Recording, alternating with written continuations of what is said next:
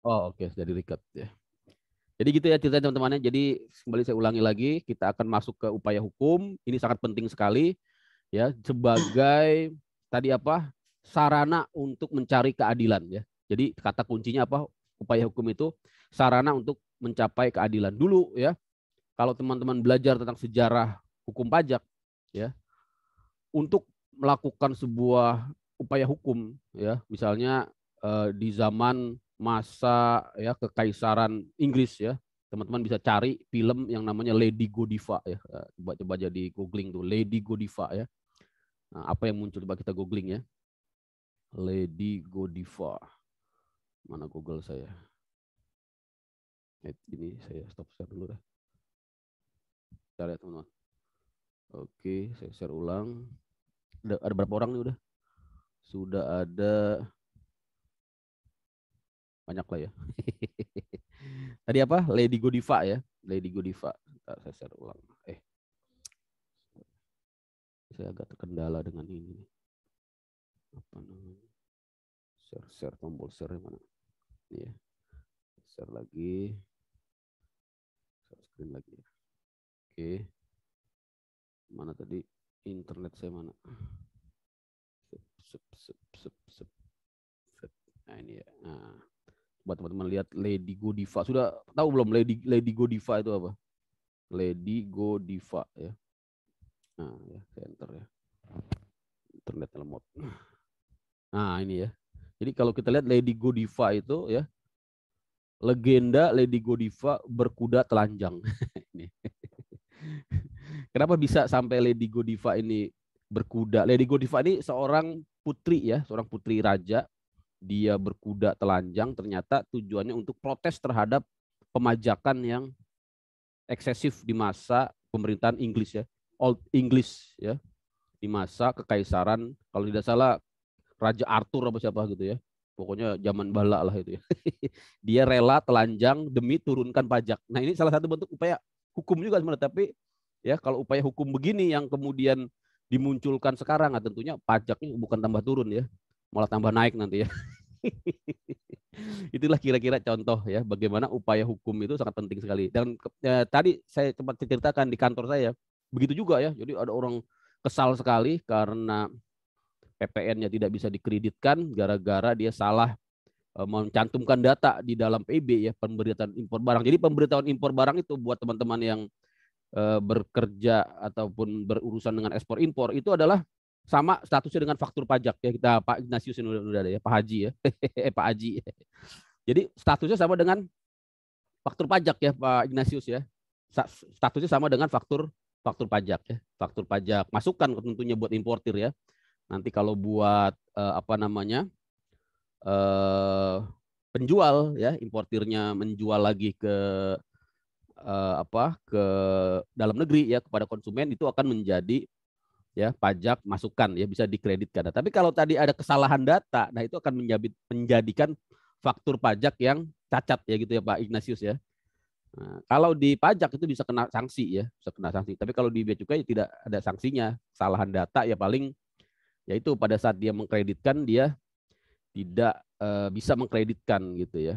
Nah, akibatnya terjadi apa tadi keributan gitu ya. Nah, saya kebetulan ikut hadir di apa namanya pertemuan itu ya. Jadi antara pejabat yang menolak melakukan perubahan data dengan importirnya terjadi keributan ya, apa namanya ketegangan lah gitu importirnya eh, dengan berbagai argumentasi ya, minta keadilan, minta apa namanya diberikan solusi ya, karena uang yang harus dia tanggung tidak tanggung-tanggung ya, begitu juga pihak PPJK-nya apa pihak brokernya.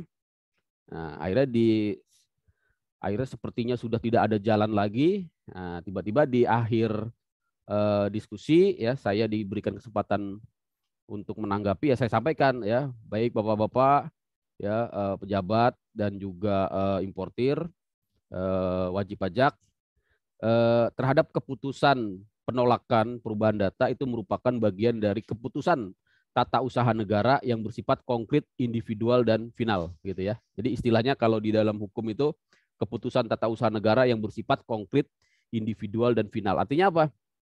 artinya menjadi objek upaya hukum. Nah, di situ langsung terbuka ya mata hatinya, terbuka pikirannya si importir dan custom broker tadi. Wah, jadi kita bisa upaya hukum, Pak? Bisa. Apa Pak upaya hukumnya? Upaya hukumnya keberatan. Oh, langsung dia ya berbinar-binar matanya ya. Artinya secercah harapan muncul gitu ya. Tadinya sudah kayak udah mau kiamat lah ini ya, 700 juta ini saya harus ya nabung berapa bulan ini untuk ganti ya kerugian klien saya ya. Akhirnya karena ada saluran upaya hukum itu dia terbuka pikirannya, akhirnya ya dengan gegap gempita dia menanyakan bagaimana Pak caranya melakukan upaya hukum. Nah, Bapak baca undang-undang karena ini masalah biaya masuk ya, masalah kepabeanan.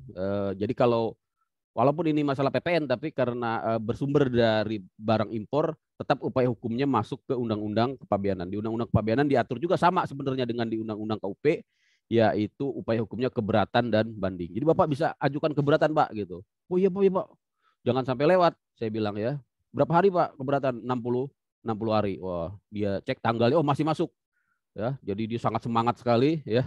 Ada harapan walaupun nanti kemungkinan keberatannya ditolak gitu ya. Tapi nanti saya sampaikan, kalaupun nanti keberatannya ditolak, Bapak bisa ajukan upaya hukum kedua yaitu banding ke pengadilan pajak. Oh gitu ya Pak. Ya, kalau di pengadilan pajak biasanya hakim karena memiliki kewenangan dan imunitas yang lebih tinggi dari ya lembaga eksekutif ya, hakim itu kan yudikatif ya. Biasanya hakim bisa mempertimbangkan hal-hal yang ada di luar undang-undang gitu ya teman-teman ya. Karena sesuai dengan undang-undang kekuasaan kehakiman, hakim itu diberikan kewenangan untuk memutus ya berdasarkan rasa keadilan yang ada di masyarakat, tidak hanya ya berdasarkan peraturan perundang-undangan gitu ya. Wah, langsung dia seperti apa tadi ya, ada secercah harapan gitu ya, secercah harapan ya.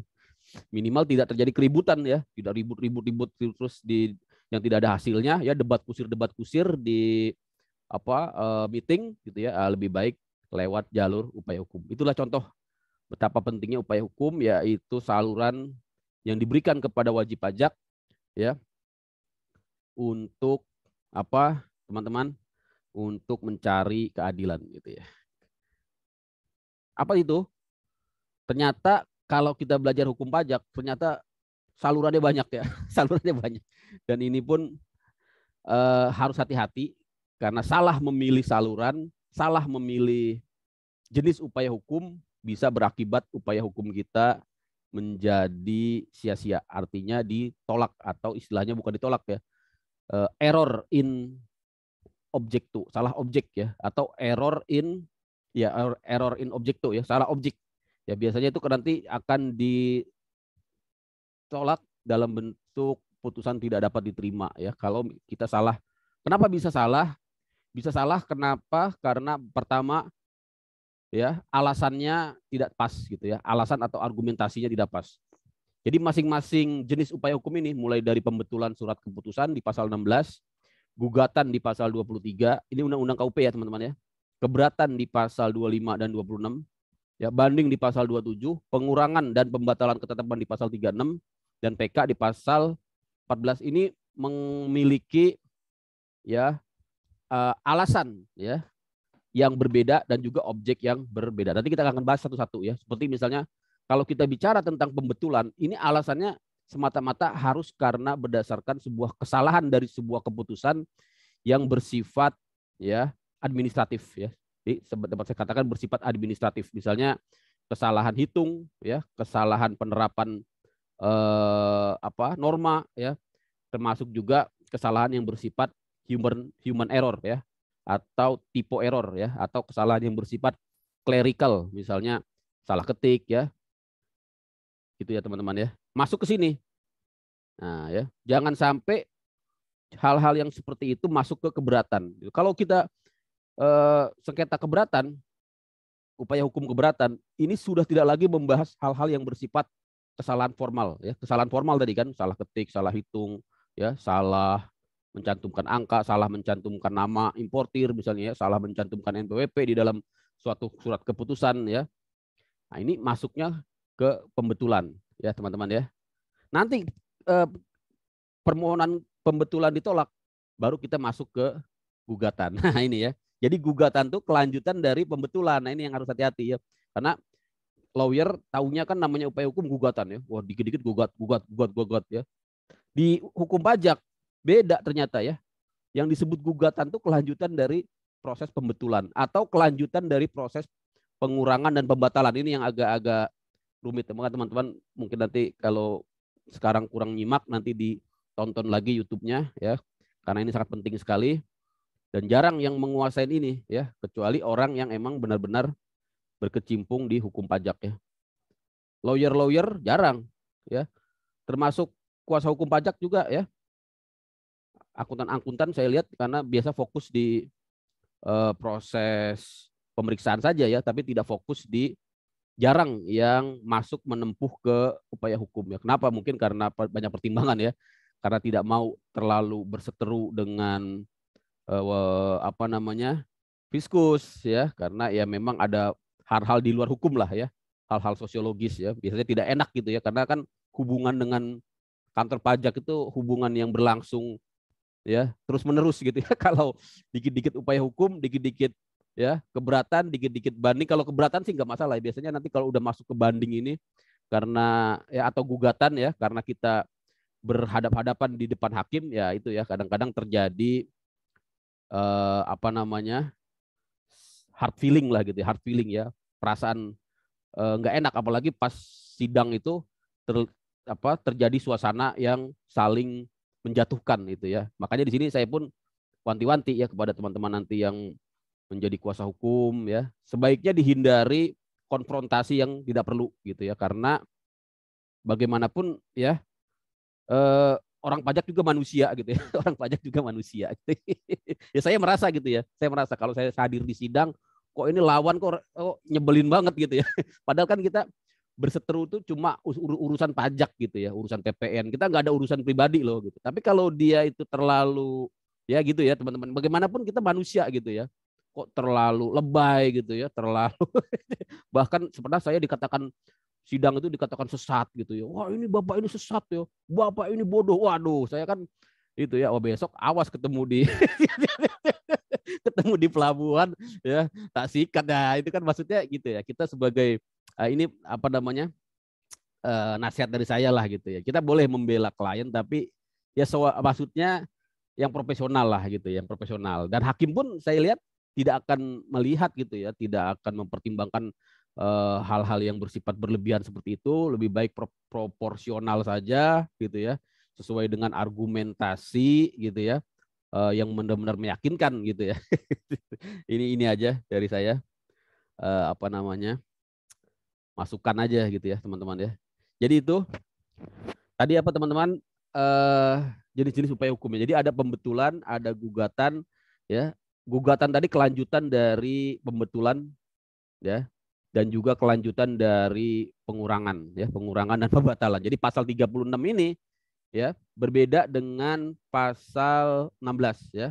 Berbeda juga dengan pasal 23. Kemudian ada yang namanya keberatan banding, ini mungkin yang paling banyak dipraktekkan gitu ya. Nah, khusus untuk keberatan ya, dia ini adalah sebenarnya sengketa material ya teman-teman. Kalau di pajak ya, sengketa material bicara mengenai misalnya ya PPN, bicara mengenai PPH ya, bagaimana biaya-biaya yang dapat dikurangkan ya ke dalam ya harga apa namanya, ke dalam keuntungan ya, ke dalam apa namanya harga pokok ya, termasuk juga bagaimana penyusutan, pokoknya berbicara tentang materi dari ya pajak ya. Seharusnya sudah tidak lagi bicara tentang formalitas ya gitu ya, kalau saya sampaikan. Jadi ini sengketanya sengketa material ya, tapi memang karena namanya sebuah upaya hukum ya, kadang-kadang ya formil dan material juga masuk di keberatan ya. Harusnya kalau bicara masalah formil ini adanya di pembetulan atau di pengurangan dan pembatalan ketetapan, tidak lagi di keberatan ya teman-teman ya. Nah nanti dari keberatan akan berlanjut ke banding, akan berlanjut kemana? Akan berlanjut ke banding. Jadi bicara upaya hukum setelah keberatan itu adalah banding. Nah saya beberapa kali mendapati lawyer ya melakukan upaya hukum gugatan. Gugatan atas apa? Gugatan atas surat ketetapan pajak. Wah, itu jelas salah alamat gitu ya. Error in objecto ya. Karena istilah gugatan itu khusus untuk upaya hukum sesudah pembetulan dan sesudah pengurangan dan pembatalan atau jenis-jenis upaya hukum gugatan yang memang secara spesifik dicantumkan di Undang-Undang Pengadilan Pajak. Ya, kalau di Undang-Undang Kepabeanan itu tidak mengenal gugatan. Ya. Bahkan kalau di Undang-Undang Kepabeanan itu tidak mengenal gugatan. Tidak ada istilah gugatan. Ya. Makanya kalau ada gugatan tentang di perkara kepabeanan, nah itu sudah pasti tertolak. Ya, belum masuk materi, hakim udah langsung memutuskan tidak dapat diterima karena ya upaya hukumnya error in objecto ya, putusannya nanti TDD ya atau istilahnya NO ya, need on fair clause apa tuh NO tuh ya. Jadi ya teman-teman ya, ini yang harus teman-teman pahami. Kita akan satu-satu bahas ya. Jadi pembetulan ini bisa kita tempuh ya. Sebenarnya pembetulan ini seharusnya gitu ya, filosofisnya upaya hukum yang tidak menimbulkan dispute. Upaya hukum yang tidak menimbulkan dispute. Karena kesalahan-kesalahan yang menjadi dasar pembetulan ini adalah sebuah kesalahan yang bersifat manusiawi dan sama-sama disadari baik oleh Fiskus maupun oleh WP gitu ya. Jadi kesalahan tulis ya, harusnya memang misalnya salah tulis nama gitu ya. PT maju mundur gitu ya. Salah tulis jadi PT ya mundur maju gitu kan. Itu kan kesalahan yang bisa dipahami oleh kedua belah pihak gitu ya. Kesalahan hitung misalnya ya, 5 tambah 5 ya jadi ya 20 harusnya kan jadi 10 gitu ya. Jenis-jenis kesalahan seperti itu. Termasuk kekeliruan penerapan ketentuan ya, misalnya ya ketentuan undang-undang HPP gitu ya yang menyatakan PPN itu 11%. Oh, ternyata di surat ketetapan pajak masih menggunakan yang 10% ya. Kalau kesalahan begitu biasanya WP diem-diem aja gitu ya. Karena kesalahan yang menguntungkan gitu ya. Tapi kalau sebaliknya ya, ini belum masuk undang-undang HPP, Pak. Karena berlakunya kan mulai April. Oh, ini kejadian transaksinya masih di bulan ya, misalnya kejadian transaksinya masih di bulan sebelum April gitu ya, Februari atau Maret ya. Tapi udah dikenakan yang 11% misalnya ya contohnya ya. Nah, ini kan hanya sebuah kekeliruan yang tidak disengaja ataupun yang bersifat tadi ya human error gitu ya. Harusnya tidak menimbulkan dispute ya. Dan yang bisa dilakukan pembetulan ternyata sangat banyak sekali ya teman-teman ya. Tidak hanya surat ketetapan pajak ya, surat tagihan pajak, bahkan surat keputusan pembetulan itu pun bisa dibetulkan lagi gitu ya. Jadi memang pembetulan ini tidak ada hentinya ya. Selama ada kesalahan maka di situ bisa dilakukan upaya hukum pembetulan ya. Termasuk keputusan keberatan bisa juga dilakukan upaya hukum pembetulan ya. Keputusan pengurangan sanksi, keputusan penghapusan, keputusan pengurangan ketetapan pajak, keputusan pembatalan ya, keputusan pengembalian, ini semuanya bisa dilakukan pembetulan ya. Termasuk keputusan imbalan bunga ya. Nah, ya teman-teman ya. Dan seharusnya tidak menimbulkan dispute. Tapi kemudian menjadi dispute ketika ditolak ya dan pihak pemohon dalam hal ini wajib pajak tidak setuju dengan penolakan. Maka tetap akhirnya menjadi dispute masuk ke ranah pengadilan melalui mekanisme gugatan ke pengadilan pajak. Itu ya teman-teman ya. Nah, jangka waktunya ini yang harus kita perhatikan ya, sebagaimana layaknya sebuah upaya hukum di bidang tata usaha negara, memang ada ya jangka waktu yang tidak boleh dilewati ya. Kalau untuk pembetulan itu dibatasi paling lama, oh tidak, ini jangka waktu ini ya, jangka waktu keputusannya 6 bulan ya, keputusannya 6 bulan, keputusan oleh Direktorat Jenderal Pajak ya, gitu ya teman-teman ya.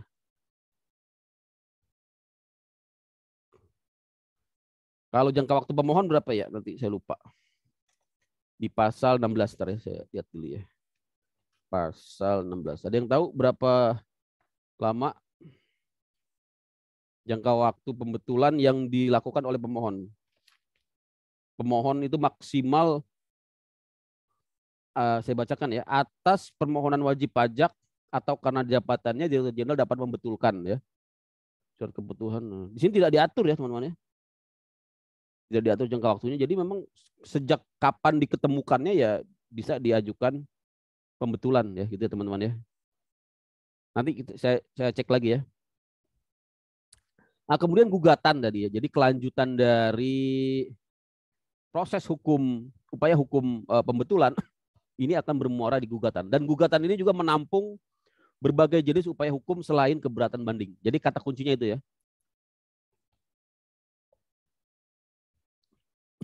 Apa kata kuncinya dari gugatan ini? Yaitu upaya hukum yang menampung ya, yang menampung seluruh ya, upaya hukum selain keberatan dan banding. Jadi kalau selain keberatan dan banding nanti bermuaranya di gugatan. Nah, ini rinciannya di pasal 23 ya. Jadi apa saja yang bisa dimajukan sebagai gugatan, diajukan sebagai gugatan? Yang pertama adalah terkait dengan ya pelaksanaan penagihan pajak ya atau penagihan aktif ya. Jadi mulai dari surat paksa ya teman-teman ya, surat penyitaan ya, surat lelang ini bisa diajukan gugatan apabila terjadi ya cacat prosedural ya atau ketidakpuasan dari penanggung pajak atau wajib pajak di dalam pelaksanaannya. Kemudian juga keputusan pencegahan ya, keputusan pencegahan. Apa sih pencegahan itu? Kemarin kita sudah bahas di pelajaran tentang penagihan, yaitu mencegah ya orang untuk keluar negeri dengan alasan karena belum melunasi utang pajak ya. Maka apabila keluar keputusan pencegahan ya dari Direktorat Jenderal Pajak ya, maka dapat dilakukan ya upaya hukum gugatan ke pengadilan pajak ya. Jadi tetap ke pengadilan pajak ya, bukan ke pengadilan tun atau ke pengadilan negeri atas keputusan pencegahan. Berikutnya apa saja yang bisa dilakukan gugatan? Yang ketiga yaitu pelaksanaan keputusan perpajakan. Ini jadi menampung semua jenis ya besiking. Ya, besiking itu apa? Besiking itu keputusan ya, keputusan atau penetapan atau tindakan, bahkan tindakan ya. Tindakan yang tidak tertulis pun kalau kita mengacu ke undang-undang administrasi pemerintahan itu masuk ke dalam besiking gitu ya. Jadi segala jenis besiking yang dikeluarkan oleh Direktorat Jenderal Pajak ya terkait dengan pelaksanaan peraturan dan perundang-undangan perpajakan, maka dia dapat masuk ke dalam sarana hukum upaya hukum gugatan ya, keputusan yang berkaitan dengan pelaksanaan keputusan perpajakan ya, selain pasal 25 dan 26. Pasal 25 dan 26 ini apa? Keberatan ya, selain keberatan. Jadi selain keberatan ya masuk di sini ya di butir C ini A, B, C ya, di apa nih di poin 3 ini. Itu ya teman-teman ya. Terakhir yaitu penerbitan surat ketetapan atau surat keputusan keberatan ya yang tidak sesuai dengan prosedur. Nah, inilah yang membedakan antara gugatan dengan keberatan. Kalau gugatan itu adalah sengketa prosedural. Artinya keputusan keberatan bisa nggak diajukan gugatan? Ternyata bisa, tergantung dari apa tadi? Tergantung dari alasannya. Kalau alasannya karena ya, prosedural, artinya penerbitannya tidak sesuai dengan prosedur ya atau tata cara yang diatur dalam peraturan perundang-undangan perpajakan, maka dia dapat diajukan gugatan. Sebenarnya bisa ya. Jadi keputusan keberatan pun bisa diajukan gugatan ke mana? Ke pengadilan, tapi alasannya alasan prosedural, bukan alasan materi ya pajak yang terutang. Gitu ya teman-teman ya. Nah ini harus hati-hati ya karena ini sedikit tricky ya dan juga tentunya memerlukan pendalaman ya karena berbeda dengan jenis upaya hukum yang ada di luar hukum pajak. Namanya sama, tapi praktiknya berbeda. Sama-sama gugatan, tapi kalau di hukum pajak, yang namanya gugatan ternyata bersifat limitatif. Ya, bersifat limitatif, hanya terhadap objek-objek tertentu. Dan alasannya pun harus juga limitatif. Tadi dapat saya sampaikan, untuk gugatan selain terhadap pelaksanaan penagihan pajak, gugatan itu bersifat sengketa prosedural. Ya, sengketa prosedural. Bukan sengketa material. Walaupun pada prakteknya ternyata nanti di pengadilan pajak materi dibahas juga ya, materi dibahas juga. Bahkan hakim memutuskan ya materi di proses gugatan itu ternyata banyak ya, banyak juga berkembang seperti itu. Itulah ya dinamika dari hukum, terkadang apa yang digariskan di dalam ketentuan peraturan undang-undangan ternyata dalam praktek di peradilan mengalami perkembangan dinamisasi ya, dinamika yang berbeda. Nah, ini yang kemudian teman-teman mungkin sering dengar, yaitu apa? Keberatan ya. Apa? Keberatan ya. Jadi keberatan ini pun bersifat limitatif ya, tidak semua bisa diajukan keberatan, hanya jenis-jenis ya, jenis-jenis ketetapan pajak yang berupa surat ketetapan ya, yang depannya SK ini ya. Surat ketetapan pajak kurang bayar, surat ketetapan pajak kurang bayar tambahan, surat ketetapan pajak nihil, surat ketetapan pajak lebih bayar ya. Termasuk juga potput ya. Jadi pemotongan atau pemungutan oleh pihak ketiga ternyata juga bisa diajukan ke keberatan. Misalnya apa? Misalnya ketika ya ada pemotongan ya PPH ya, PPH 21 ya, PPH 23 ya, PPH 26 ya, termasuk juga tentunya di bidang PPN juga ya, karena ini termasuk pemungutan kalau PPN ya oleh pihak ketiga ya. Juga ternyata bisa diajukan keberatan. Tapi ini jarang sekali ya, biasanya untuk pemungutan dan pemungutan ini diselesaikan secara internal antara pemungut dengan wajib pajaknya ya, dengan lawan transaksinya. Dan bisa juga diselesaikan dengan mekanisme nanti pengkreditan ya. Jadi tidak melalui keberatan ya, tidak melalui keberatan ya. Saya kemarin sempat konfirmasi dengan teman-teman dari DJP, kayaknya tidak pernah nih pemungutan dan pemungutan ini masuk ke ranah keberatan ya. Karena itu sebenarnya ini bisa diselesaikan oleh si pemotong dengan lawan transaksinya, dengan wajib pajaknya gitu ya. Misalnya ada kelebihan pemotongan, oh ya lawan transaksi kan karena sama-sama ya bisnis to bisnis gitu ya. Nah, bisa dilakukan apa namanya kesepakatan lah, perundingan ya, perundingan apa kok perundingan apa namanya ya kesepakatan gitu ya. Oh iya ini salah ya, saya kelebihan nih motongnya. Oh nanti saya kembalikan. Nah itu bisa ya, nah, bisa seperti itu ya. Saya revisi apa namanya faktur pajaknya, atau istilahnya apa namanya perbaikan lah gitu ya, perbaikan faktur pajak, atau faktur pajaknya saya batalkan, saya terbitkan yang baru gitu, terkait dengan misalnya pemungutan PPN gitu. Tapi kalau mangkel apa namanya tidak mau masing-masing berkeras ya, ini bisa masuk ke ranah keberatan. Tapi ya konsekuensinya tentunya kalau sudah masuk keberatan ya akan diperiksa semuanya nanti oleh Direktorat Jenderal Pajak gitu kan. Ya, akibatnya memang saya lihat akhirnya untuk jenis upaya hukum keberatan atas pemungutan dan pemotongan ini jarang, bahkan tidak ada yang masuk ke Direktorat Jenderal Pajak. Gitu ya, teman-teman ya.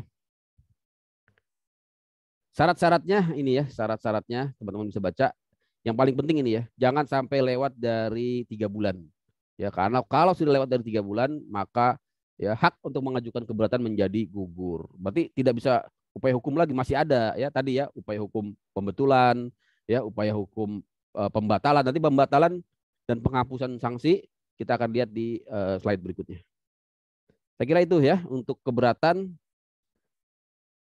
Apalagi di sini ada ketentuan ya, wajib melunasi pajak yang masih harus dibayar paling sedikit sejumlah yang telah disetujui. Jadi kalau membayar apa namanya kewajiban pembayaran hanya sebesar yang disetujuinya saja, ya hanya sebesar yang disetujui. Kalau dia tidak setuju sama sekali tidak perlu membayar. Nah inilah keuntungan dari upaya hukum keberatan. Jadi tertunda kewajiban pembayarannya sampai nanti diputus dengan keputusan keberatan ya. Jadi kalau misalnya ada SKP ya, sekarang bulan apa nih? Sekarang bulan Juli ya, bulan Juli. Kemudian dia ajukan keberatan bulan Juli ini juga ya. Misalnya nilai SKP-nya 1M gitu ya. Nah, dia tidak setuju dengan nilai 1M, dia tidak perlu melunasi 1M. Kapan dia melunasi? Nanti apabila ada keputusan keberatan yang menyatakan menolak dan inkrah, artinya tidak diajukan upaya hukum banding, baru dia wajib melunasi. Tapi ada sanksinya ya. Ada sanksinya berupa denda sebesar berapa? Sebesar 50% kalau di Undang-Undang KUP ya. Karena sekarang undang-undangnya sudah direvisi dengan Undang-Undang Cipta Kerja, tidak sampai 50%, tapi sekarang cukup 30%. Gitu ya. Jadi solusinya bagaimana? Biasanya ya wajib pajak yang punya cash flow dia daripada nanti kena denda 50% atau sekarang 30%, dia bayar saja semuanya walaupun dia tidak setuju. Karena nanti tidak berisiko terkena denda. Gitu ya teman-teman ya. Dan ketika dia sudah setuju, kemudian dia bayar, ya, kemudian nanti ternyata di keberatan, ya dikabulkan, gitu ya, dia mendapatkan imbalan bunga. Tapi ternyata kemarin di Undang-Undang Cipta Kerja imbalan bunga itu hanya diberikan atas pembayaran yang disetujui saja, gitu ya, atas pembayaran yang disetujui saja ya. Kalau dulu kan di Undang-Undang KUP imbalan bunga itu semua gitu ya.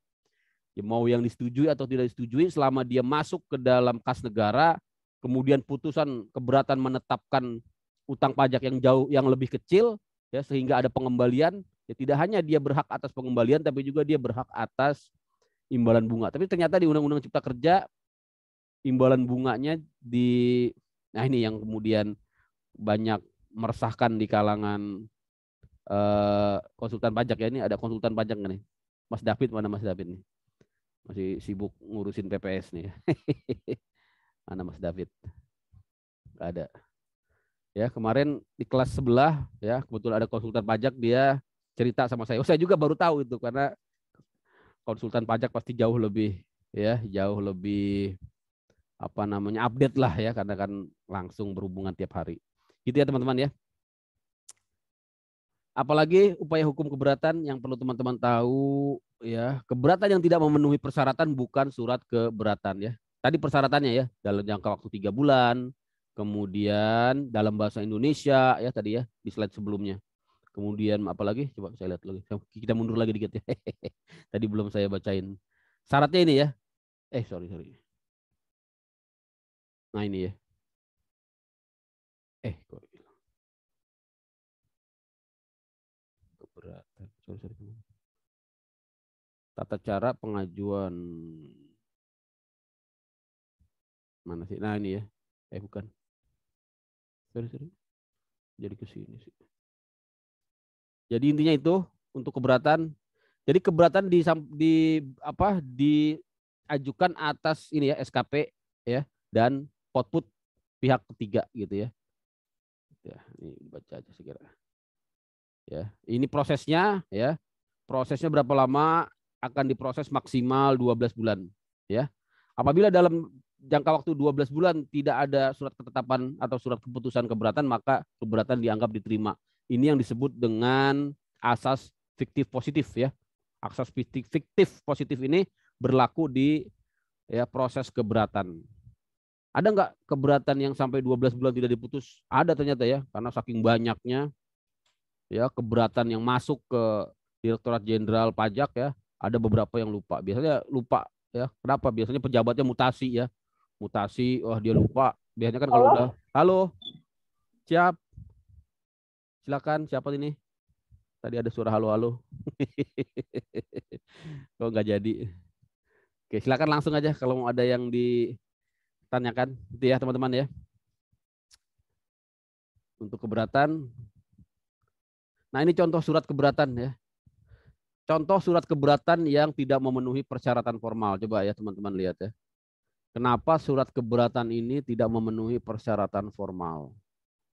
Ya, coba ada yang bisa kasih jawaban.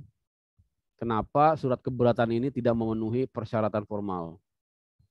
Ya, kalau Mas David sih langsung bisa jawab nih. Orang yang lagi nggak ada nih. Ya, coba nih, siapa nih yang bisa nih? Kenapa surat keberatan ini tidak memenuhi persyaratan formal? Tadi persyaratan formal apa? Persyaratan formal aja belum saya bahas ya. Coba ya. Tadi di slide sebelumnya sih kok nggak nongol. Bentar ya, saya ini dulu deh. Saya mana tadi persyaratan keberatan? Lewat waktu ya Pak. Lewat waktu. Nah, Pak siapa tadi? Pak Ihsan ya? Ihsan Pak. Coba kita lihat. Nah, ini kan pengajuannya 10 ya, Juli.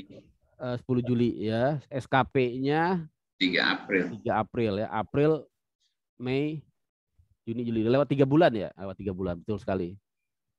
Ya, jadi lewat 3 bulan. Harusnya maksimal kan kalau SKP-nya 3 April ya, Mei, Juni, Juli, 3 Juli ya, 3 Juli lah, pokoknya nggak sampai 10 Juli ya Pak Isan ya. Iya, Pak. Jadi sudah ketahuan jawabannya, bagus sekali. Ini langsung ditolak nanti ya, ditolaknya dengan apa? Dengan surat.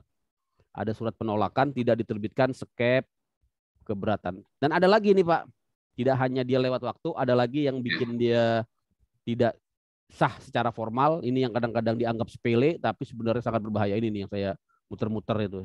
Itu ditujukannya, Pak. Ditujukannya. Harusnya kemana? Ke Kanwil, Pak. Salah juga. Hati-hati deh.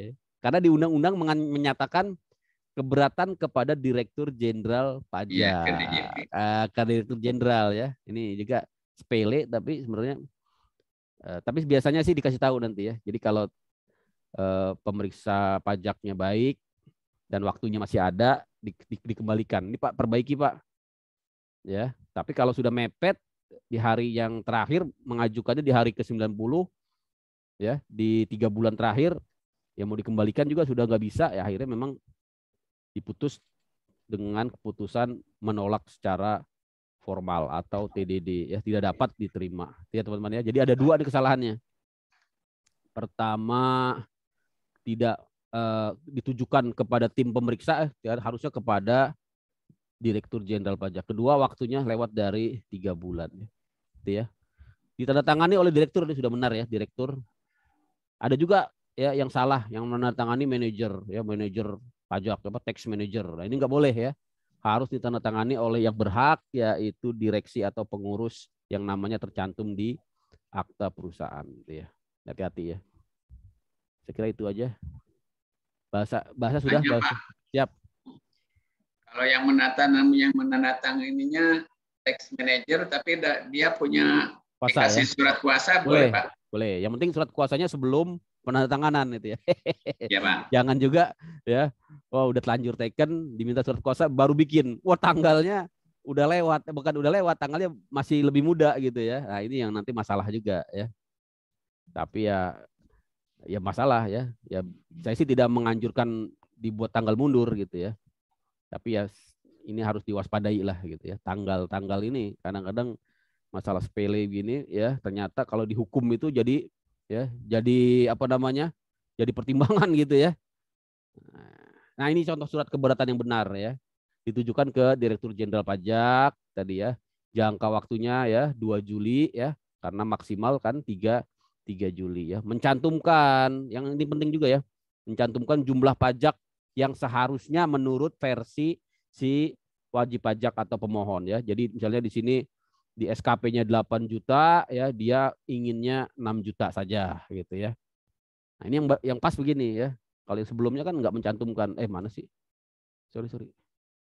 Nah, yang sebelumnya nggak ada ya, tidak mencantumkan alasan dan jumlah pajak yang ya diinginkan versi pemohon. Itu harus ya teman-teman ya.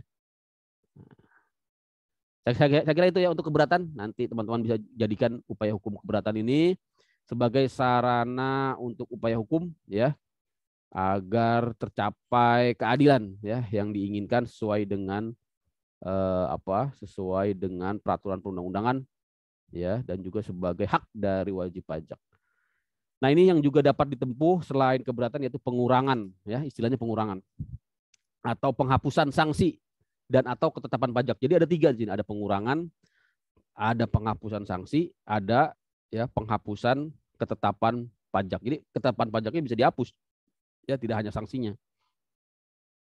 Itu ada di mana? Di pasal 36 ya. Ada 4 ini ya, A, B, C, D ya. 36 ayat 1 ya, Direktur Jenderal Pajak karena jabatan atau karena permohonan wajib pajak dapat mengurangkan ya, menghapus ya sanksi administrasi ya, berupa bunga, denda dan kenaikan ya. Yang terutang ya sesuai dengan ketentuan perundang-undangan di dalam hal sanksi tersebut dikenakan karena kekhilafan wajib pajak atau bukan karena kesalahannya. Ini kita bisa masuk ke sini ya kalau kaitannya dengan sanksi administrasi tadi. Berikutnya ya di pasal 36 juga upaya hukum ya, sarana yang bisa dimanfaatkan yaitu dengan melakukan permohonan ya kepada Direktur Jenderal Pajak untuk mengurangkan atau membatalkan surat ketetapan pajak yang tidak benar. Jadi bisa juga sampai membatalkan SKP yang tidak benar ya. Kemudian mengurangkan atau membatalkan surat tagihan pajak tidak hanya SKP tapi juga STP, surat tagihan pajak juga sama ya, dapat dibatalkan atau dikurangkan ya. Kemudian yang terakhir yaitu membatalkan hasil pemeriksaan. Jadi hasil pemeriksaan pajaknya yang dibatalkan ya. Atau surat ketetapan pajak dari hasil pemeriksaan yang dilaksanakan tanpa ya memenuhi prosedur ya. Ada 2 prosedur di sini, yaitu tidak dilaksanakannya penyampaian surat pemberitahuan hasil pemeriksaan atau SPHP ya, atau tidak disampaikannya pembahasan akhir ya, closing ya dari hasil pemeriksaan dengan wajib pajak. Ini yang bisa kita tempuh selain keberatan ya, dan ini banyak juga ditempuh ya oleh wajib pajak menggunakan mekanisme ini. Ini kenapa ditempuh? Karena tidak ada konsekuensi sanksi administrasi denda 50% kalau ditolak ya. Beda dengan tadi keberatan, ada sanksi administrasi 50% atau 30% dengan undang-undang KUP ya, sehingga memang pertimbangan itulah banyak kemudian yang beralih ke ya mekanisme pasal 36 ini gitu ya, teman-teman ya. Nanti kalau ditolak ya permohonan pengurangan, permohonan penghapusan, permohonan pembatalan ya ditolak, nanti bisa mengajukan lagi upaya hukum kedua ke pengadilan pajak dalam bentuk gugatan ya, gugatan atas apa? Gugatan atas surat ketetapan surat keputusan surat penolakan surat keputusan pembatalan lah gitu ya, surat keputusan pembatalan gitu ya, teman-teman ya. Jadi ini mekanismenya ya, pengajuan permohonannya bahkan tidak hanya 1 kali, bisa dilakukan 2 kali ya. Ini memang dibuka kesempatan seluas-luasnya ternyata ya kepada wajib pajak, tidak hanya sekali, bahkan bisa 2 kali ya. Kalau yang pertama ditolak, maju lagi bisa ya, sampai dua kali atas pasal 1A, B dan C ya. Kalau yang huruf D tadi hanya 1 kali ya. Itu bedanya. Yang D hanya 1 kali. Kita lihat tadi yang D tadi apa? Kita mundur lagi dikit ya. Yang D ini terkait dengan pemeriksaan yang tanpa didahului dengan penyampaian SPHP dan closing ya. Nah, ini upaya hukum atas pembatalan SKP ataupun hasil pemeriksaan ini hanya diberikan 1 kali saja. Untuk yang A, B, C bisa sampai 2 kali. Itu ya, teman-teman ya. Ini hal yang menarik di hukum pajak saya kira.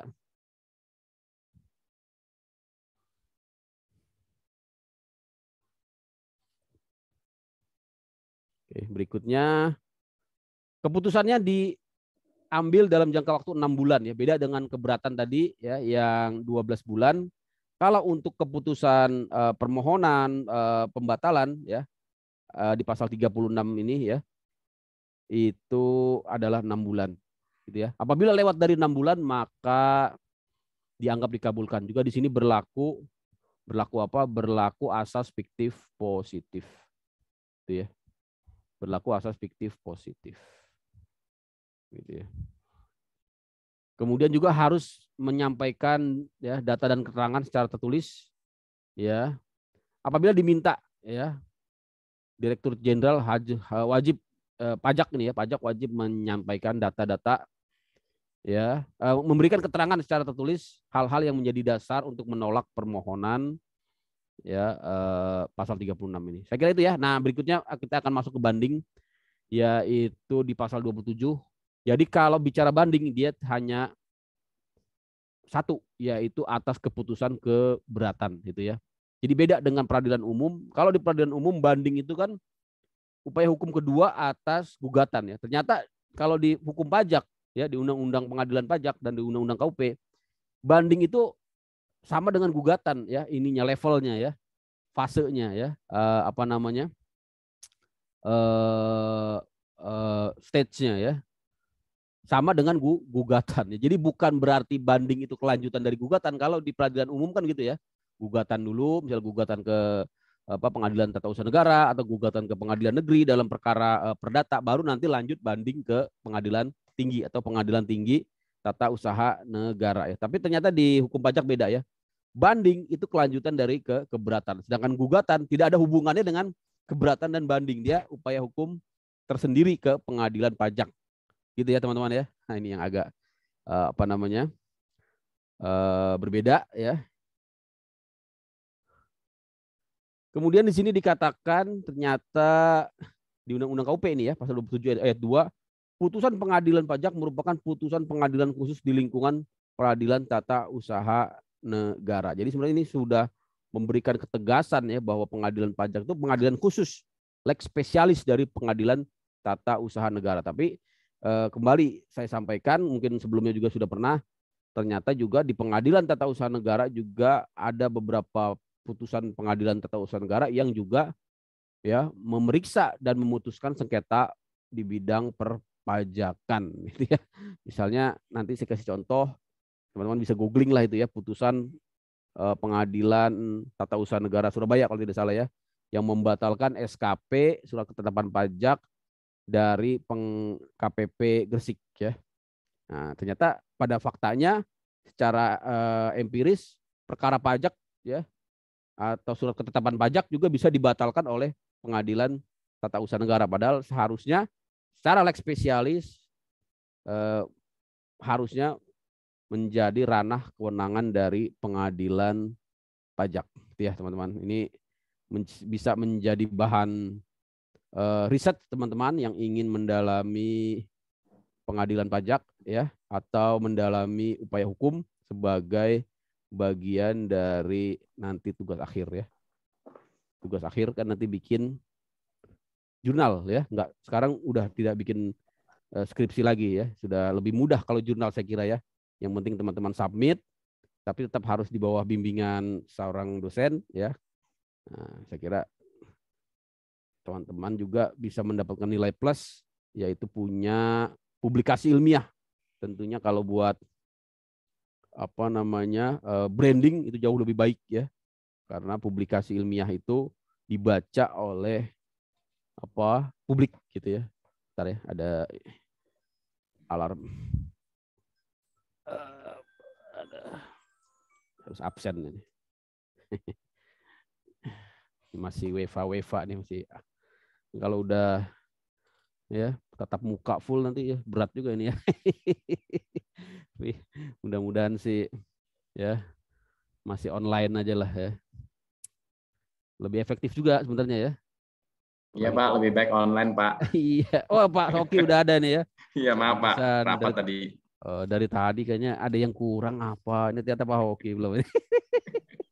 Masih Pak. Nanti bisa disimak lagi di YouTube ya Pak Hoki ya tadi. Iya siap Pak Adrian. Tadi banyak saya sampaikan hal-hal yang mungkin penting gitu ya kaitannya dengan upaya hukum ini, karena memang berbeda dengan yang ada di hukum umum, yaitu hukum perdata maupun di hukum tata usaha negara, terutama ya dari nama upaya hukumnya atau jenis upaya hukumnya sama-sama gugatan, tapi ternyata beda sekali yang ada di hukum pajak dengan di hukum di peradilan umum gitu ya. Tadi mungkin Pak Hoki agak kelewat. Jadi kalau di gugatan itu di pengadilan pajak, di hukum pajak ya ternyata bersifat limitatif ya. Tidak sembarangan ya ada gugatan ke pengadilan pajak. Mengapa limitatif? Karena dibatasi ya, objeknya hanya jenis-jenis surat yang diperbolehkan ya, yaitu diantaranya adalah surat paksa ya, kemudian surat lelang ya, kemudian surat penyitaan, selain itu juga surat keputusan pencegahan ya, kemudian juga terkait dengan keputusan pembetulan ya, dan juga terkait dengan keputusan pembatalan ya. Dan selain itu ada keberatan dan banding ya. Keberatan dan banding pun ya harus dipahami bahwa ini satu siklus ya. Jadi kalau keberatan dilanjutkan dengan banding, jangan beda dengan di peradilan umum ya, banding ini merupakan kelanjutan dari gugatan. Ternyata di hukum pajak tidak ya, banding ini kelanjutan dari keberatan. Gugatan tidak ada banding lagi. Sesudah gugatan langsung inkrah, nanti putusan pengadilan pajak dilanjutkan dengan PK ke Mahkamah Agung gitu ya. Ini yang agak sedikit tricky ya, sedikit rumit kalau teman-teman biasa di hukum acara peradilan umum ya, baik di PTUN Pengadilan Tata Usaha Negara maupun di pengadilan negeri. Itu ya teman-teman ya, Pak Hoki ya. Ya, Pak. Jadi banding itu ya, intinya banding ini tadi kelanjutan dari keberatan ya. Kemudian apa nih? Apabila diminta oleh wajib pajak, jadi untuk keperluan banding ya wajib Direktorat Jenderal Pajak ya, Dirjen Pajak, DJP juga berkewajiban untuk memberikan keterangan ya terkait dengan dasar-dasar keputusan keberatan. Ya, jadi ini ya merupakan hak wajib pajak ya. Tidak hanya keputusan keberatan, termasuk keputusan SKP juga ya. SKP juga kalau kita mendapatkan SKP tapi tidak jelas ya, tidak pernah dilakukan tadi ya pemeriksaan, tidak pernah atau ada pemeriksaan tapi tidak disampaikan SPHP ya, surat pemberitahuan hasil pemeriksaan, tidak pernah juga disampaikan pembahasan, tahu-tahu terbit SKP, surat ketetapan pajak. Itu pertama kita berhak untuk meminta penjelasan, yang kedua ini menjadi alasan argumen ya dasar hukum untuk melakukan upaya hukum pembatalan surat ketetapan pajak pasal 36 ayat 1 huruf D ya. Kemudian mengajukan banding ya. Dalam hal wajib pajak mengajukan banding, maka jangka waktu pelunasan tertangguh ya, jangka waktu pelunasan pajak ya tertangguh sampai kapan? Sampai 1 bulan sejak tanggal putusan banding ya. Inilah ya kelebihan dari upaya hukum keberatan banding ya. Tadi keberatan bisa 12 bulan menunda pembayaran pajak, banding ya bisa lebih lama lagi karena tidak ada jangka waktu putusan banding ini kapan harus dikeluarkan. Memang ada yaitu 1 bulan kalau tidak salah, tapi pada prakteknya karena hakim juga ya memiliki tadi ya kekuasaan gitu ya. Kadang-kadang memang putusan juga ya bisa lebih dari setahun gitu ya, bisa lebih dari setahun. Padahal pada normatifnya harusnya 12 bulan kalau nanti kita lihat ya. Jadi tertunda sampai dengan keputusan pengadilan ya. Tidak perlu bayar, tapi nanti ada konsekuensinya, yaitu bayar denda kalau keputusannya ditolak ya, ditolak dengan mencantumkan jumlah pajak yang belum dilunasi ya. Dendanya berapa? Kalau dibanding di keberatan tadi 30%, ini undang-undang yang baru ya, Cipta Kerja. Kalau undang-undang yang lama 50% ya. Kalau dibanding dendanya adalah 70% ya. Kalau yang lama di undang-undang KUP dendanya 100%. Sekarang sudah pakai yang baru lah karena sudah berlaku ya undang-undang Cipta Kerja maupun undang-undang HPP gitu ya.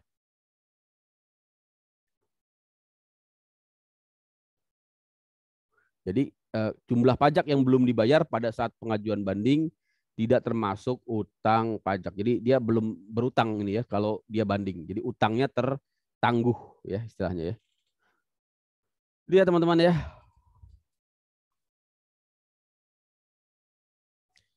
Nah ini dendanya, ya ini masih undang-undang KUP, sekarang sudah berubah di undang-undang Cipta Kerja dan undang-undang HPP menjadi sebesar 70%. Nah ini statistiknya ya. Jadi ini sudah lama ternyata ya. Ini slide tahun 2005 tapi secara umum tidak terlalu berbeda. Statistiknya kita lihat di sini dari jumlah tahun 2005 ini ya, total kasus ada berapa ini? Ini ada sekitar mungkin berapa nih?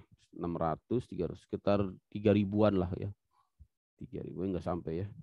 Sekitar 2.000 lah ini ya, saya kira ya. Jadi sebagian besar yang warna merah. Ya, jadi peluang untuk wajib pajak di sini jauh lebih besar karena yang dikabulkan ini artinya pemohon atau wajib pajak menang gitu ya. Ternyata jauh lebih besar ya, di angka 622 putusan ya, dari dibandingkan dengan yang jumlah menolak ya. Menolak itu yang warna ini ya, warna kuning ini hanya 200 ya. Jadi ya di angka berapa nih? Sekitar 60% ya. 60% ya. Kalau dibandingkan antara yang mengabulkan dengan yang menolak. Jauh ya, lebih banyak yang mengabulkan ya teman-teman ya. Jadi memang salah satu tujuan dari pengadilan pajak itu memang memberikan keadilan untuk wajib pajak ya. Itulah mengapa banyak yang dikabulkan permohonan banding di pengadilan pajak. Ini contoh surat banding yang tidak memenuhi formal. Nah, coba ya. Tadi Pak Iksan sudah bisa menebak, bukan menebak ya, menjawab di mana letak kesalahan surat keberatan. Sekarang coba kita lihat ini surat banding ya, di mana kesalahannya sehingga mengakibatkan bandingnya ditolak secara formal oleh pengadilan pajak ya. Kalau ini di pengadilan pajak ya, kalau tadi masih di surat keberatan di internal DJP. Ini di pengadilan pajak. Coba kira-kira di mana kesalahan dari surat banding ini? Yang pertama waktunya lewat waktu, Pak. Lewat waktu itu ya. Coba kita lihat ya. Diajukan tanggal 18 ya, 18 November. Surat keberatannya tanggal berapa? Surat keberatannya, oh ini dia. Kami mengajukan banding karena keberatan kami, ya kan, atas SKP kegiatan membangun sendiri telah ditolak. Surat keberatan di mana nih? Belum ini kami. Oh, bahkan ini salah. Objeknya juga udah salah ini ya. Iya, itu objek. Yang kedua, Pak. Jadi yang pertama udah lewat, yang misalnya ya, nah ini kan April 2008 ya, iya kan, SKP, oh dia tidak melalui keberatan, dia langsung banding ini berarti ya, harusnya dia menempuh dulu atas SKP surat ketetapan pajak kurang bayar ya, tanggal 3 April 2008 dia harusnya keberatan dulu ya, harusnya dia keberatan dulu ke Direktorat Jenderal Pajak ya, maksimal berarti tadi 3 Juli lah ya, atau 2 Juli ya. Nah, Juli ya. Tapi ini mungkin sudah ada keberatan ya, mungkin sudah ada surat keberatan, tapi dia tidak menjadikan surat keberatan itu sebagai objek banding. Justru yang dibanding ini SKP-nya, ini salah ya. Salah, fatal ini kesalahannya. Nah, jadi yang pertama sudah lewat kalau dihitung dari tanggal SKP, karena maksimal kan 90 hari ya, atau 3 bulan. Nah ini sudah dari bulan April ke November, ini sudah mungkin 5 atau 6 bulan ya, Mei, Juni, Juli, Agustus, September, Oktober, November, 7 bulan ya. Nah, atau seandainya pun sudah ada surat keberatan, nah dia salah mencantumkan objek ya, objek upaya hukumnya ya, objek bandingnya salah. Harusnya surat keberatan tapi surat keputus, surat SKP KB ya. Yang kedua ini ada lagi yang ketiga ya. Yang ketiga, Badan Pengadilan Pajak salah. Hampir benar tapi masih salah ya. Tapi kalau kayak gini masih bisa dimaklumi biasanya ya. Karena masih ada kata-kata pengadilannya. Harusnya nggak usah pakai badan ya. Dan juga harus ada jabatannya di sini, Ketua Pengadilan Pajak ya, Ketua Pengadilan Pajak. Tapi biasanya kalau kayak gini hakim masih, oh ya udahlah. Hakimnya kadang-kadang masih baik juga. Tapi kalau di sini kepada yang terhormat Menteri Keuangan, nah itu langsung fatal ya. Menteri Keuangan, atau kepada yang terhormat Direktur Jenderal Pajak, atau kepada yang terhormat hakim ya, kepada hakim aja kadang-kadang sih masih bisa ya. Ada gitu ya, karena kurang paham tapi hakim masih melihat, oh ini masih nyerempet-nyerempet lah. Ada saya lihat gitu ya. Pada yang terhormat hakim Pengadilan Pajak ya, mohon dikabulkan permohonan banding ya. Sebenarnya secara normatif harusnya kepada Ketua Pengadilan Pajak gitu ya. Jadi itu kesalahannya. Nah ini contoh yang benar. Oh ini masih salah juga, ini masih badan juga nih. Ada salah juga tadi Pak. Keempat. Tempatnya ya. Ini yang alamatnya. Itu salahnya tidak mencantumkan perhitungan. Betul. Tidak mencantumkan perhitungan pajak yang dimintakan oleh pemohon banding atau wajib pajak. Betul sekali Pak. Jadi yang benar tuh seperti ini ya. Kepada Badan Pengadilan Pajak. Oh ini karena masih tahun 2008 ya. Harusnya Ketua Pengadilan Pajak ya. Tapi ini masih bisa lah. Masih dimaklumi Badan Pengadilan Pajak. Alamatnya sekarang udah ganti juga. Dulu masih di Jakarta Pusat ya. Gedung D. Izin Pak. Siap. Kalau biasa pengadilan yang negeri gitu kan biasanya ditulis Pak kepada, memang betul Ketua Pengadilan misalnya Jakarta Pusat. Terus biasanya tambahan juga yang mulia dan majelis hakim perkara nomor sekian. Itu ada juga nggak Pak? Nomornya disebutkan perkara enggak ya? Nggak usah. Kalau di pengadilan pajak kan kita belum dapat nih. Kalau bikin surat banding ya. Kalau bikin surat banding belum dapat nomor. Nah, kalau nanti mengajukan surat sesudah surat banding, misalnya surat bantahan ya atau surat pembuktian, nah itu baru mencantumkan nomor perkara. Kalau baru awal mengajukan banding, kita pakai nomor keputusan aja. Nomor keputusan keberatan, kan seperti ini. Hakimnya sama Pak, 3 juga atau gimana Pak? Sama, hakimnya 3. Hakimnya sama 3. Sama ya. Hakim ketua di tengah, kiri kanan hakim anggota. Dan bisa putusannya bisa disenting. Kalau di tun bisa disenting nggak ya Pak ya? Oh sama ya, disetting opini. Iya. Bisa, di tun juga bisa disenting ya? Saya tun bisa, jarang. Pak, Bisa juga, ya? Pak. Nah, sama berarti ya. Jadi bisa hakim A bilang menolak, hakim B bilang mengabulkan, hakim C juga bilang mengabulkan, nanti diambil dari suara terbanyak. Ya teman-teman ya. Iya Pak. Nah ini yang benar ya, nanti bisa dicontoh kalau mau mengajukan banding. Jadi sudah mencantumkan tujuannya kepada Badan Pengadilan Pajak, harusnya ketua nih ya. Tapi untuk hakim tidak perlu mencantumkan karena memang belum ketahuan nih masuk ke majelis berapa di Pengadilan Pajak, ada sekitar 24 ya atau 20-an lebih majelis ya. Ini belum ketahuan kalau baru mengajukan surat banding, belum ketahuan. Nomor sengketa juga belum dapat, jadi pakai nomor skep keberatan saja sebagai objek dari bandingnya gitu ya teman-teman ya. Kemudian tadi yang disampaikan Pak siapa tadi Pak Ihsan mencantumkan jumlah pajak menurut perhitungan kita ya. Jadi SKP-nya 8 juta, oh kita maunya 6 juta. Ya, itu dicantumkan atau maunya nihil bisa aja ya. Menurut kami perhitungan pajak nihil ya, bisa aja. Ya, itu sering saya terutama di kepabeanan ya. Di kepabeanan tuh kebanyakan mintanya nihil, jarang yang mintanya separuh-separuh seperti ini. Izin Pak Adrians ya. Siap. Sidangnya mirip juga Pak, ada ruang sidangnya gitu, boleh ada pengunjung hadir gitu. Dibuka untuk umum Pak, tapi nah ini karena keterbatasan kursi ya, terus terang itu padat banget Pak kalau Bapak datang ke pengadilan pajak. Itu di Gajah Mada Pak. Di Gajah Mada dulu bekas gedung BPKP. Sekarang berbagi BPKP Provinsi Banten itu ya. BPKP dengan pengadilan pajak. Itu sekarang sih online sidangnya. Online. Dulu sebelum pandemi, wah itu mau parkir aja susah. Kita masuk juga susah. Ya, jadi kalau mau nonton situ harus izin dulu. Misalnya kita bukan para pihak, harus izin dulu ke sekretariat. Nanti sudah ada izin, sekretariatnya minta ke hakim, baru misalnya tujuannya apa. Jadi nggak bebas juga Pak.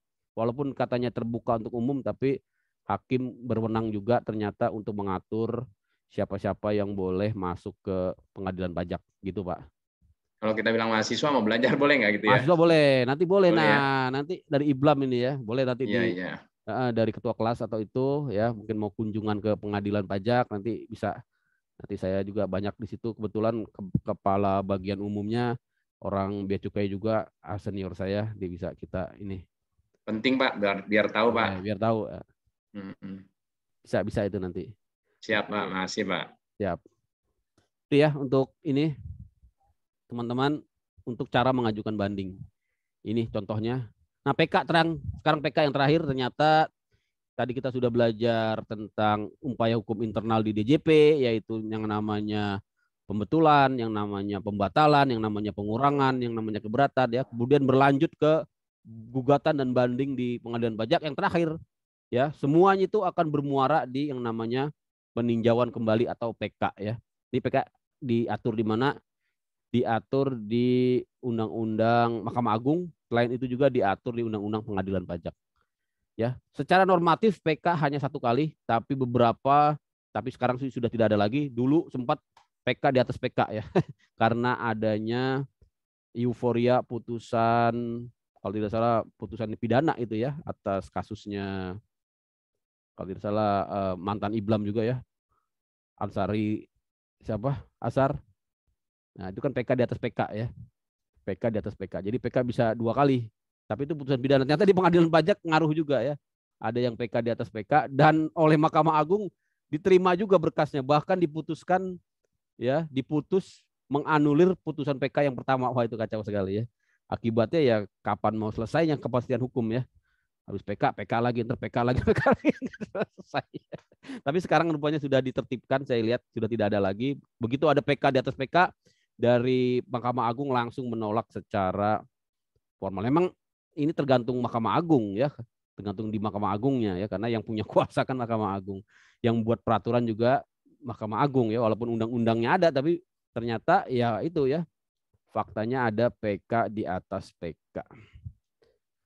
Kemudian permohonan PK tidak menangguhkan. Nah, ini beda dengan putusan pengadilan pajak yang sudah bersifat inkrah tadi. Putusan PK ini, permohonan PK, walaupun diajukan permohonan PK, tidak menunda ataupun menangguhkan ya eksekusi dari putusan pengadilan pajak. Ya.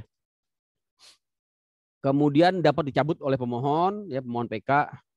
Ya, hukum acaranya menggunakan hukum acara Mahkamah Agung. Ya. Pak lagi Pak. Siap. Jadi prosesnya apa Pak? Kalau pengadilan negeri kan ada pengadilan negeri, pengadilan tinggi, iya, kasasi, penyebutannya apa Pak? Kemudian kalau di pajak nggak ada Pak. Kalau di pajak ya? satu, jadi namanya pengadilan tingkat pertama dan tingkat terakhir. Terakhirnya langsung apa Pak? Tadi langsung PK. Jadi tidak ada lagi upaya hukum banding dan kasasi, langsung inkrah putusannya, artinya bisa dieksekusi. Kalau putusannya mengatakan jumlah pajaknya 1M gitu ya, udah 1M itu langsung nanti timbul penagihan kalau dia belum dibayar dari putusan pengadilan pajak. Walaupun diajukan PK, PK ini adalah upaya hukum luar biasa sehingga tidak mengakibatkan tertundanya eksekusi dari pengadilan pajak. Karena dia sudah bersifat inkrah tadi Pak, pengadilan pajak. Gitu, Pak. Satu lagi boleh Pak? Kalau jenjang karirnya, jadi hakim-hakim di pengadilan pajak itu sama Pak ya berarti? Dari mana Pak mereka? Nah, hakim pengadilan pajak nih semuanya kalau saya lihat tuh ad hoc semua Pak. Jadi tidak karir, tidak kayak pengadilan negeri ataupun pengadilan tun gitu ya. Jadi tapi saya lihat sih semuanya, dulu sih sempat beberapa dari swasta ada yang masuk ya. Tapi kok sekarang kalau saya lihat dari Kementerian Keuangan semua. Nanti dibuka Pak. Berarti nanti ada komisi yudisial gitu ya? Di Kementerian Keuangan Pak. Nanti panitianya dari Kementerian Keuangan, tapi nanti tetap yang menentukan dari Mahkamah Agung melalui komisi yudisial. Tapi biasanya proses panselnya di internal Kementerian Keuangan dulu. Mulai dari seleksi administrasi. Kalau nggak salah umur minimal umur minimal 45, sarjana juga bebas Pak, nggak harus sarjana hukum ternyata untuk pajak ini. Yang penting memiliki kompetensi di bidang perpajakan. Jadi banyak juga yang SE ya, selain SH. Jadi tidak harus sarjana hukum. Yang paling penting itu memiliki kompetensi di bidang perpajakan. Baik Pak, makasih Pak. Dulu sempat beberapa dari swasta masuk ya, ada dari Astra, saya lihat ada dari konsultan, tapi kok sekarang kayaknya kok dari Kementerian Keuangan semua ya. Termasuk yang Hakim Agung kemarin dari Kamar Tun khusus pajak juga dari Kementerian Keuangan ya. Kebetulan bos saya Pak Direktur Keberatan Banding dan Peraturan Bea Cukai sekarang jadi Hakim Agung. Itu kemarin dicecer sama DPR fit and proper testnya, waduh berat juga ya. Jadi Hakim Agung ya, makanya persiapannya harus sering-sering ngajar mungkin ya. Karena pertanyaannya sangat ini sekali ya. Apa itu keadilan apa? Kalau kita lagi kurang-kurang ini kan nggak keluar itu ya. Cecer-cecer gitu. Saya kira itu ya teman-teman ya. Jadi untuk PK ini tadi hampir sama lah dengan PK-PK di kasus-kasus selain pajak ya, baik itu yang pidana maupun perdata, termasuk juga tun ya. Alasan PK ya, ini ada 5 ya. Pertama, putusan pengadilan pajak terdapat kebohongan atau tipu muslihat dari pihak lawan ya. Misalnya kita menemukan adanya bukti-bukti yang palsu dan sudah dibuktikan oleh putusan pengadilan, ini menjadi dasar PK. Ya, yang kedua yang disebut dengan novum, istilahnya novum ya, bukan ovum ya, novum. Novum itu apa? Bukti tertulis baru yang penting dan menentukan yang apabila diketahui pada saat persidangan pengadilan pajak akan menghasilkan putusan yang berbeda. Jangka waktunya 3 bulan ya, baik yang bersifat tipu muslihat ataupun yang novum. Kalau novum 3 bulan sejak ditemukannya novum. Nah inilah yang menjadikan ketidakpastian juga ya, karena kadang-kadang novum juga ya bisa dibuat, novum juga bisa dibuat ya. Seperti misalnya data transaksi ya yang dulu belum ada, tahu-tahu sekarang jadi ada ya, dan adanya itu sesudah adanya putusan pengadilan pajak, bahkan dalam jangka waktu yang cukup lama, setahun, 2 tahun, 3 tahun, tahu-tahu ada novum, akhirnya kasus yang tadinya sudah inkrah ya diajukan PK lagi. Berikutnya ultra petita, ini istilahnya ultra petita ya, yang poin atas ini dikabulkannya suatu hal yang tidak dituntut. Jadi hakim memutuskan yang tidak dituntut. Ini ultra petita, artinya hakim tidak boleh ultra petita ya kalau kita lihat ini ya. Jadi hakim ya kalau dia minta 100 miliar ya hakim tidak boleh mengembalikan sampai ya 200 miliar itu misalnya gitu ya. Ya kan, mengabulkan yang tidak dituntut atau lebih dari yang dituntut. Ya, inilah keterbatasan hakim juga ya. Jadi tidak boleh juga melebihi ya, saking baiknya, saking menginginkan keadilan untuk wajib pajak gitu ya. Wajib pajaknya minta tadi pengembalian misal tadi 100 M dikasih oleh hakim 200 M. Tapi ini beberapa ada ya hakim yang seperti itu ya. Lupa dia, tapi ini menjadi alasan untuk PK buat pihak yang lawan gitu ya. Tentunya PK-nya kalau seperti itu ya diajukan oleh Direktorat Jenderal Pajak gitu ya, teman-teman ya. Kemudian tuntutan yang belum diputus ya tanpa pertimbangan. Ini juga menjadi alasan untuk PK. Yang terakhir, putusan yang tidak ya sesuai dengan peraturan perundang-undangan gitu ya. Jangka waktunya berapa lama? 3 bulan tadi ya. Gitu ya. Nah, kemudian ada juga ya, jika pengadilan pajak mengambil putusan ya melalui PAB ini apa nih? Putusan diambil dalam jangka waktu 6 bulan sejak permohonan PK diterima. Ya, ini di dalam internal ini ya. Dalam internal Mahkamah Agung ya. Jadi PAB ini pemeriksaan acara biasa gitu ya. Jadi kalau putusannya itu terkait dengan pemeriksaan acara biasa. Jadi ada dua jenis pemeriksaan di pengadilan pajak ya. Pemeriksaan acara biasa PAB dan pemeriksaan acara cepat. Pemeriksaan acara biasa itu masuk ke dalam materi hitung-hitungan pajak. Kalau pemeriksaan acara cepat ini hanya membahas tentang formalitas pengajuan banding gitu ya.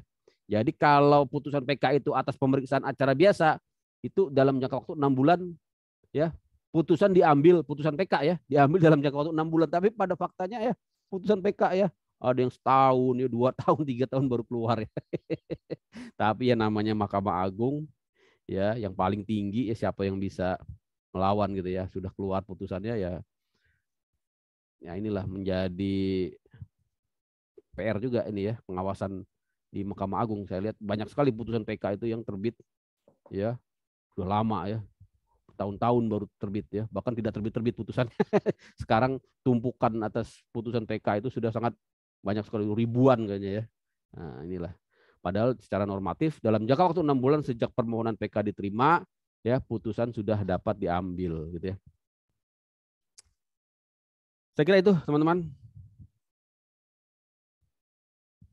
Baik, akhir dari presentasi. Siap, udah akhir dari presentasi nih. Mungkin sedikit lagi terakhir. Ya, jam berapa? Oh, sebentar lagi ya. Terakhir ada 1 slide lagi. Masih banyak slide yang belum dibahas.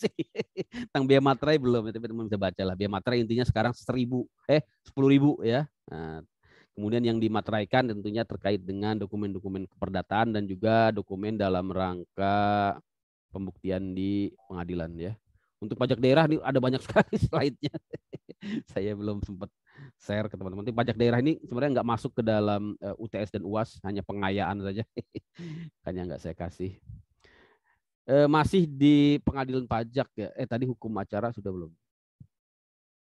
Hukum acaranya ya tadi sempat saya singgung, hukum acara ada acara cepat, ada acara biasa ya. Ini teman-teman bisa baca di slide ya tentang hukum acara pengadilan pajak. Saya mau share lagi sambil kita selesaikan kuliah terakhir kita. Nah ini dia, hukum acara pengadilan pajak ya, tax court ya. Ternyata bukan cuma di Indonesia ya Pak Oki ya, di mancanegara juga sekarang untuk kasus pajak juga ada pengadilan khususnya ya, tax tribunal lah gitu ya. Di Malaysia juga ya kemarin ya, studi banding ke sana, namanya Majelis Rayuan ya, Majelis Rayuan ya, custom, bahkan dipisah lagi ya, bea cukai ada lagi Majelis Rayuan custom gitu. Saya baru tahu ya. Majelis Rayuan Custom gitu ya. Lucu ya kalau dengar bahasa. Dirayu berarti, Pak. Iya, dirayu-rayu. Makanya kita menghadap hakim itu ya merayu. Namanya aja Majelis Rayuan gitu ya. Lucu emang ya. Majelis Rayuan Custom. Jadi ini hukum acaranya, teman-teman bisa lihat di sini timbulnya sengketa ya. Tadi saya sudah jelaskan di awal, banyak sekali ya. Misalnya mengenai definisi barang yang kena PPN dan tidak kena PPN itu juga menjadi dispute ya. Tadi saya sampaikan ya. Misalnya pengertian buah itu ya, buah segar ya. Kurma itu buah segar enggak ya? Itu juga masih dispute ya, teman-teman. Karena kurma ternyata yang segar itu yang busuk ya. Kalau dia tidak ditaruh di freezer di kulkas ya, kalau kurma segar itu busuk ya. Jadi yang kita makan selama ini kurmanya sudah melalui proses pengawetan dan pemanisan kayak manisan gitu ya. Dan itu dia tergolong buah segar, makanya tidak dikenakan, makanya tidak termasuk barang yang dibebaskan dari PPN. Itu yang banyak dispute ya. Banyak macam-macam lah ya, PPH juga ya. PPH ya tentunya masalah biaya-biaya ya. Mana yang bisa masuk ke dalam biaya pengurang HPP ya, pengurang net profit ya, dan seterusnya. Upaya hukumnya ini tadi ya. Jadi secara gampang teman-teman bisa lihat di sini ya. Ada 3 tahap di internal DJP. Ini macam-macam tadi, ada 1, 2, 3, 4, 5 dan macam-macam ini berbeda konsekuensi hukumnya, baik itu ya putusannya maupun nanti jenis argumentasi hukumnya ya. Jadi nanti teman-teman bisa cek lagi di YouTube kalau sudah saya share ya. Kalau pembetulan ini terkait dengan kesalahan ya kesalahan ketik ya, kesalahan hitung ataupun kesalahan penerapan peraturan yang bersifat clerical lah gitu ya, atau bersifat human error ya, atau bersifat kehilafan saja sehingga tidak masuk ke dalam materi dari perpajakan sebenarnya ya. Nah, kalau yang pengurangan dan penghapusan ini sebenarnya sengketa prosedural. Sebenarnya sengketa prosedural ya. Misalnya tadi terkait dengan kesalahan, kehilafan, kemudian juga terkait dengan pemeriksaan yang tidak didahului ya, pemberitahuan hasil pemeriksaan atau tidak disertai dengan closing, ini masuk ke dalam upaya hukum pasal 36 istilahnya ya. Upaya hukum pasal 36. Sama dengan begitu juga pengurangan dan pembatalan surat ketetapan, kemudian juga pembatalan hasil pemeriksaan ya, ini pasal 36, dan terakhir pasal 25 yaitu tentang keberatan ya. Untuk ya 1, 2, 3, 4 ini bermuara di gugatan ya. Jadi bermuara di gugatan. Untuk keberatan dia bermuara di banding ya. Ini panahnya ya. Ini keberatan ke banding, 1, 2, 3, 4 ke gugatan. Nah, nanti semuanya akan bermuara di PK. Itu ya teman-teman ya. Secara gampang itu. Ya, objek sengketa tadi macam-macam ya, perbedaan persepsi ya. Bisa juga karena ketidaktahuan wajib pajak ya, dan seterusnya. Secara umum sengketa pajak itu ada 2 jenis, sengketa formal dan sengketa material. Tadi yang saya sampaikan, sengketa formal itu yang masuk ke prosedur gugatan. Seharusnya ya, tapi ternyata di prosedur gugatan, di upaya hukum gugatan juga dibahas tentang material perpajakannya juga gitu ya. Karena hakim lagi-lagi memiliki kewenangan ya, kebebasan yang disebut dengan asas pembuktian bebas ya. Jadi dia bebas mau membebankan pembuktian kemana, alat bukti apa, dan juga memeriksa ya hal-hal yang menurut hakim bisa dilakukan pemeriksaan gitu ya. Kemudian material tadi ya, ini yang disebut dengan sengketa keberatan banding ya. Ini masuknya sengketa material seharusnya ya. Prosedurnya ya, teman-teman nanti bisa lihat ini saya akan cepat aja nih. Yang enak. Nah ini ya, ada 2 prosedur acara cepat dan acara biasa. Kalau di peradilan tata usaha negara atau peradilan umum, ya, acara cepat ini sebenarnya dapat kita samakan dengan proses yang disebut dengan dismissal prosedur ya. Prosedur pemeriksaan formal ya atas gugatan lah ya.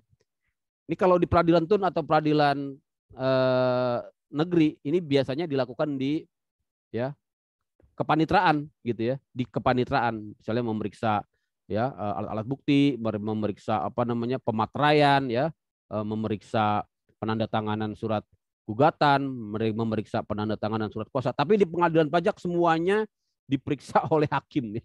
Jadi memang sangat vital sekali, sangat menentukan sekali seorang hakim di pengadilan pajak ini ya. Kalau di pengadilan TUN atau tata usaha negara ini masuk ke proses pemeriksaan pendahuluan ya, atau yang disebut dismissal prosedur. Tapi di pengadilan pajak ini langsung sidang oleh hakim, diperiksa prosedural pengajuan banding atau gugatannya. Itu ya teman-teman ya.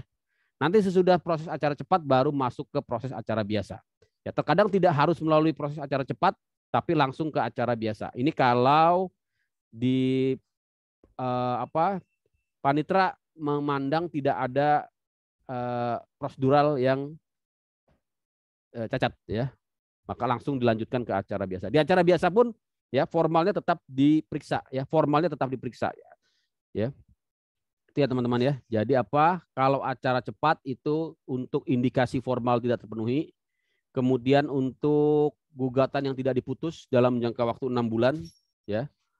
Kemudian untuk memperbaiki ya kesalahan ya, atau ralat putusan pengadilan gitu ya, dan juga sengketa-sengketa pajak yang berdasarkan pertimbangan hukum bukan merupakan wewenang pengadilan pajak ya, atau di luar kompetensi pengadilan pajak. Ini masuk ke sidang acara cepat. Ya. Acara biasa ya beda dengan acara cepat. Di sini sudah memeriksa, tidak hanya memeriksa persyaratan formal, tapi juga sudah memeriksa materi dari perpajakannya. Itu ya teman-teman ya. Nah, ini persyaratan formal banding, teman-teman harus tahu ya, ada di pasal 35 dan 36 serta pasal 37 Undang-Undang Pengadilan Pajak. Intinya harus dalam bahasa Indonesia, diajukan dalam jangka waktu 3 bulan. Untuk kasus pajak, untuk kasus kepabeanan ini 2 bulan ya, ada di mana di Undang-Undang Kepabeanan. Nah, ini yang saya beberapa kali menemukan kuasa hukum yang kelewatan gitu ya, hanya baca Undang-Undang Pengadilan Pajak saja di pasal 35, tapi dia tidak baca di Undang-Undang Kepabeanan pasal 95. Ternyata mengatur ya jangka waktu yang berbeda, yaitu 2 bulan.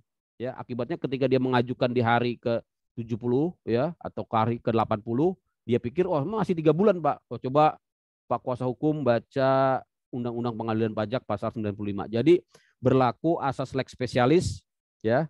Jadi untuk kasus kepabeanan adalah 2 bulan. Ya, sayang sekali ya, hanya gara-gara tidak baca pasal, upaya hukum yang sudah dipersiapkan dengan matang akhirnya tertolak dengan mudah hanya karena lewat waktu ya. Berikutnya terhadap satu banding diajukan terhadap satu keputusan. Jadi tidak boleh dirapel ya. Kadang-kadang itu saya pernah juga melihat kuasa hukum yang begitu ya, saking hematnya, karena biar nggak banyak kertas dan nggak banyak materai mungkin ya. Jadi satu surat banding beberapa SKP ya, beberapa surat keputusan keberatan dirapel dalam satu surat banding ya. Akibatnya ya surat bandingnya tidak memenuhi formal. Begitu juga alasan, kadang-kadang banding tidak tidak mencantumkan alasan. Ini biasanya karena terburu-buru gitu ya. Atau memang bandingnya ya yang penting maju banding dulu ya. Alasan nanti kita pikir belakangan. Ada juga begitu ya.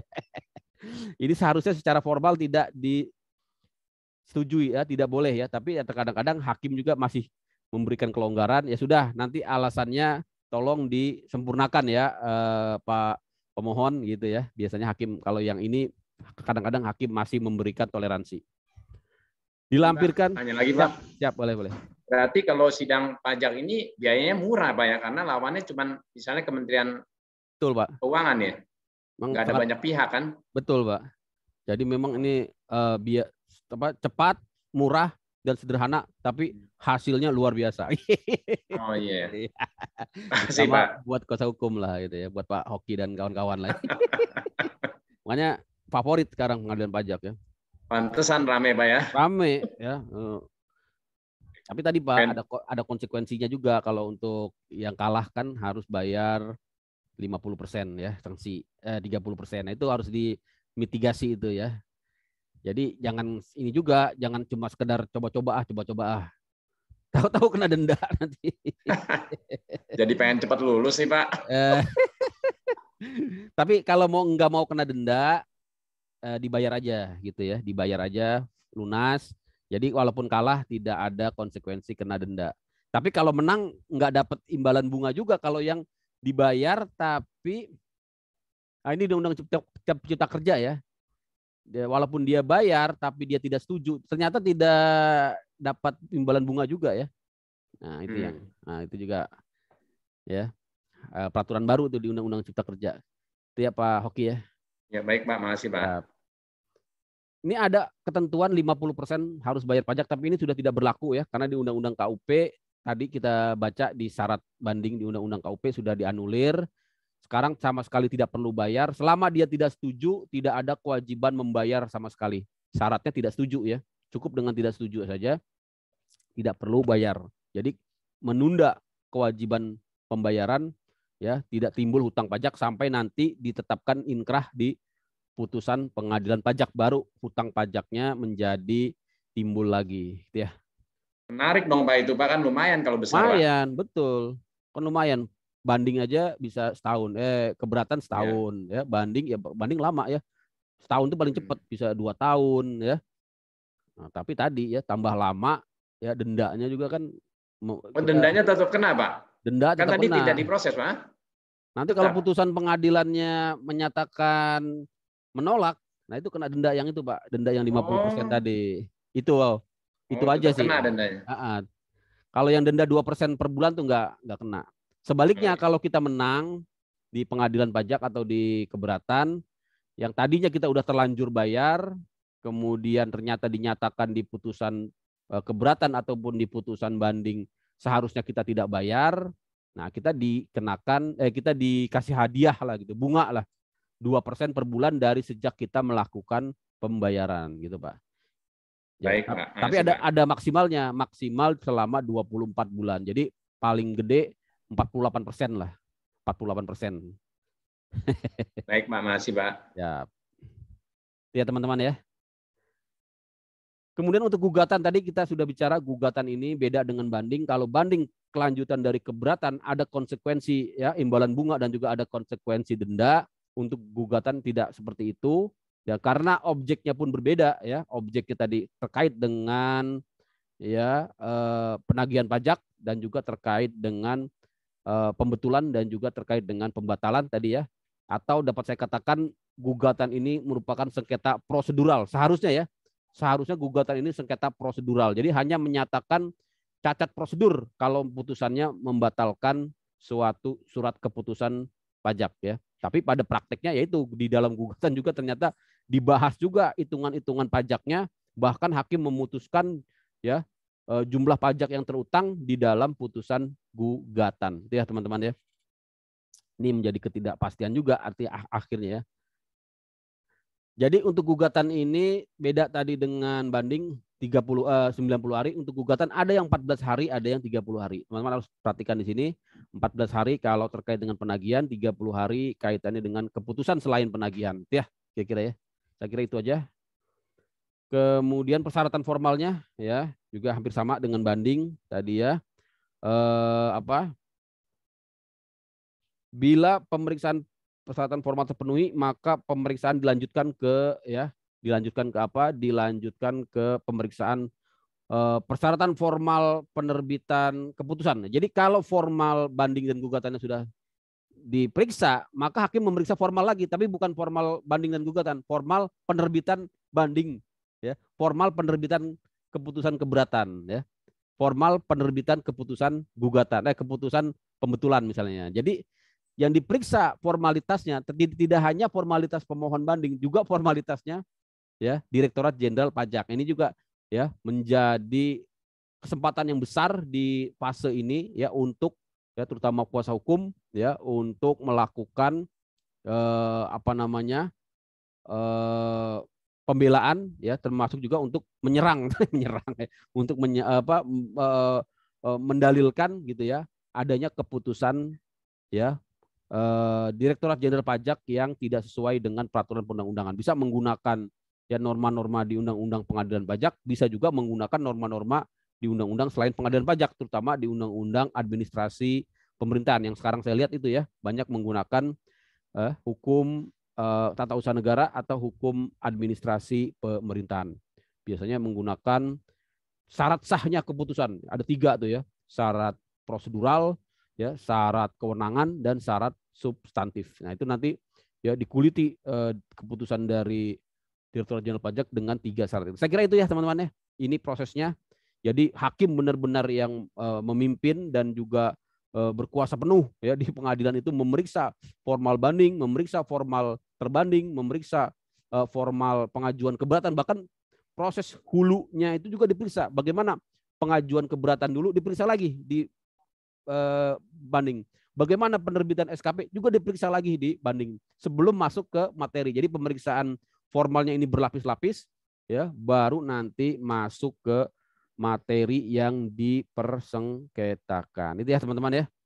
Jadi memang apa ini? Nah, ini mengulang aja yang tadi ya. Nah, ini hukum acaranya. Jadi beda dengan pengadilan umum. Untuk pengadilan pajak ya, proses surat jawab menjawab terjadi di luar persidangan. Kalau di pengadilan umum kita mengenal yang namanya jawaban, replik, duplik itu di dalam persidangan. Tapi di pengadilan pajak ya surat banding sesudah surat banding jawaban dari terbanding itu disampaikan dalam bentuk surat penyurat di luar persidangan. Jadi nanti pengadilan pajak akan menyampaikan surat banding kepada DJP terbanding ya. Nah, dalam tempo 14 hari ya. Kemudian ya, Direktur Jenderal Pajak menjawab dalam jangka waktu 3 bulan ya dalam bentuk surat uraian banding.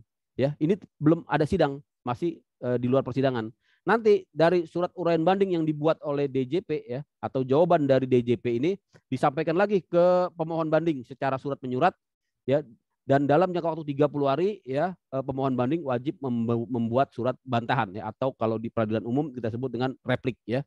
Nah, jadi proses replik ya. Baru nanti duplik ya dan pembuktian dilakukan di persidangan. Jadi untuk 3 fase jawaban dan juga fase replik ini terjadi di luar persidangan. Gitu ya teman-teman ya. Jadi ada yang membedakan, ada proses jawab menjawab di luar persidangan. Ini yang dapat diajukan gugatan tadi sudah saya cepat aja. Ya, saya kira waktunya udah habis ya. Saya kira itu ya. Nanti teman-teman bisa cek di YouTube saya ya. Ini sih sama tadi ya. Tahap sebelum sidangan tadi ya. Oke. Ini contoh surat apa nih? Uraian banding yang dibuat oleh DJP. Saya kira ini tidak penting, ini untuk DJP ya materinya ya. Ini contoh surat tanggapan ini surat tanggapan ya. Surat tanggapan dibuat oleh Direktur Jenderal Pajak ya atas gugatan. Ini juga internal DJP sebenarnya materinya, lebih untuk internal DJP ya, persiapan sidang juga ini untuk keperluan DJP. Oke, saya kira itu teman-teman untuk materi karena waktu kita sudah habis ya. Saya kira ini jauh dari cukup ya, minimal teman-teman dapat gambaran secara umum tentang hukum pajak ya. Tentunya nanti teman-teman harus lebih banyak lagi menggali di kesempatan yang lain, terutama untuk teman-teman yang ingin ya menjadi kuasa hukum ya ataupun bergerak di bidang hukum pajak ya, bisa mengambil brevet ya, atau sekarang sudah ada juga yang namanya ya pelatihan khusus kuasa hukum pajak gitu ya. Bahkan juga ada juga kuasa hukum cukai gitu ya.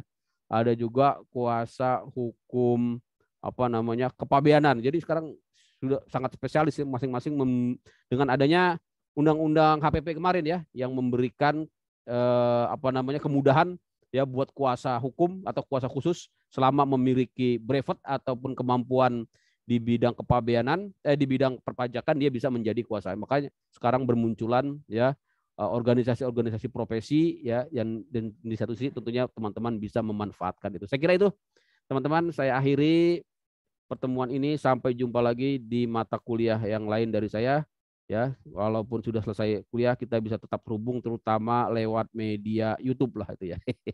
Ini saya print screen dulu ya yang layar pertama sebagai kenang-kenangan. Siap. Oke, saya kasihkan ke Mbak siapa? Mbak Tika ya. Mana Mbak Tika? Tadi dulu ya teman-teman ya. Oh ya, siap. Ya, saya sudah info di grup kalau narasumber sudah hadir supaya rekan-rekan yang lain bisa jawab. Oke. Yang layar kedua, bentar ya. Internetnya lemot nih. Oke, saya ini aja deh. Saya print screen lagi. Oke. Oke, terima kasih teman-teman.